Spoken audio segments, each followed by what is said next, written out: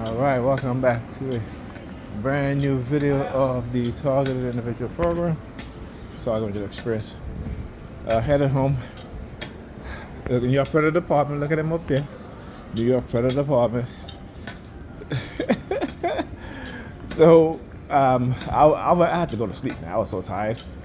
Again, I barely got any sleep last night because of the New York credit department having me under remote monitoring, using silent sound on me. So I was so tired. I was talking to the other TI in California, and they are literally silencing her. Right? They're literally violating her First Amendment right to free speech. Okay, so that she cannot send any link, any information to me. You know, one of the few TIs that I know that when it comes to research and getting information, she is impeccable and she understands what's going on very, very well. Okay, so just like with me, she shares information. Okay, and she has sent me a link of a newly retired Army general who is now on the board of OpenAI. Okay, and I think I made a post about it, and I said, imagine what the U.S. would say if an ex-Chinese general was to join, right, a private business entity as one of its CEOs or CFOs, right? That the United States would be calling foul. Okay, look at these perps, man. I tell you, look at these damn perps. Bunch of gay men and gay young men waiting for me to, cross the street or walk in the corner as they're there looking. So I guess that's why the New York Credit Department, churning around on the block. Ooh, no what? Jeez, my bottom of my feet is killing me. All right. So yeah, this is what they do. The stalkers, two of them too. Look at this, that one up there too with the water bottle. As he walked past me, he opens up the water bottle. You're not drinking it, so I turned around so he could show you guys. So again, what they do is try to cause mass confusion. So I guess them attacking me in the way they attacked me last night was to try to traumatize me that I won't sleep over at Pam. I said I wasn't going to do that. Only reason why I slept over there is she came home late. Okay? And I was too damn tired. Alright? So funny enough, now tonight she came and she asked me if I could sleep over, but she did it in such a way to see whether I would exhibit the fight or flight phenomenon.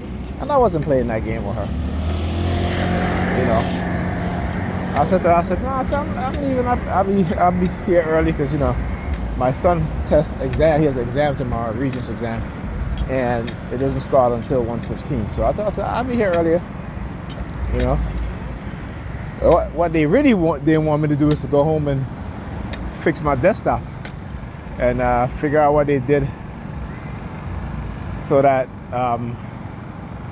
my videos I do on the computer, there's no volume, right? There's no sound. So that's what they're really afraid of. Because if they're attacking, and I told her this, I said, they're attacking you in the manner in which they're attacking you, they really feel threatened by you, right? The fact that you're exposing them in such a way that they just can't even fathom.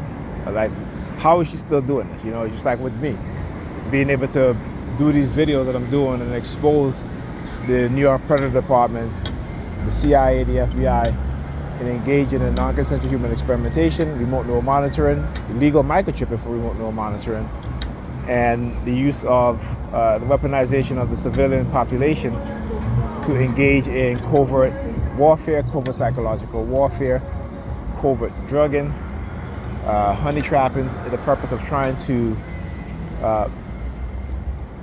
manipulate whitelist individuals because they want us to be quiet and to silence us from exposing what it is that they have been doing. Okay?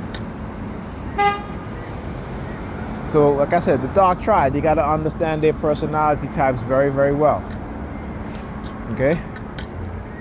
Understand their mindset. These are criminal mindset that engage in criminality, but because they put themselves in positions of power, right, is how they're able to get away with what they're doing. Okay? And I'm gonna give you guys a good example. So there was a woman in Florida who the police, it was a couple years ago, they dragged her, they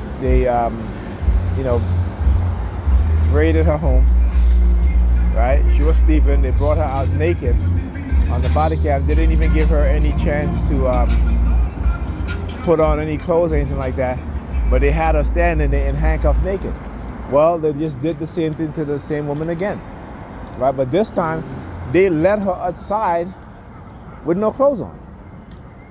This is a black woman, right? So again, I want black women to understand that while the white supremacists and the police force will use you, right? And those amongst you who have bought into the psychological, the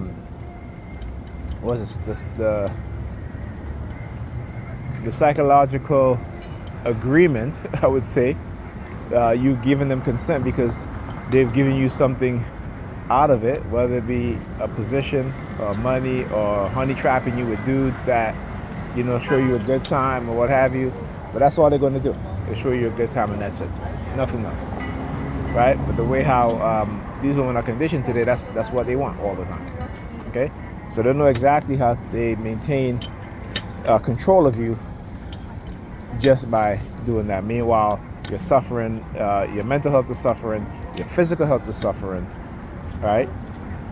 And then they can use you however way they want, right? But, the position that you're getting is enough for you to remain silent and engage in, psychological warfare, corporate warfare against the men in your group. And your children too. You are warring against your male children, okay? So again, it's a false sense of power in which they put into the minds of some black people, some Sambos and Sambinas, I would say, right?